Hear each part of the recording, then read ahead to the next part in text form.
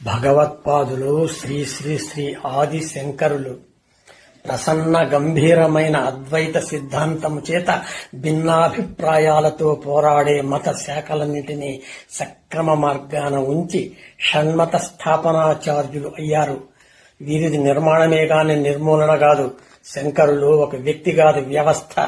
నిర్విరామంగా సేవ చేసిన కర్మయోగి, జ్ఞానం పంచినటువంటి జ్ఞానయోగి శ్రీ శ్రీ శ్రీ ఆదిశంకరులు. భక్తి పారవస్యంతో సామాన్య జన రంజకంగా అష్టకాలు, షట్కాలు, దైవ ప్రార్థనలు, ఎన్నో సాహిత్య సంపద మనకు అందించాడు. సామాన్యులకు భక్తి సంపద.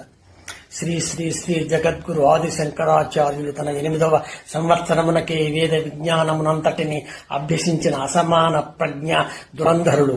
దక్షిణ భారతదేశంలో జన్మించి మధ్య భారతంలో విద్యను ఆర్జించి ఉత్తర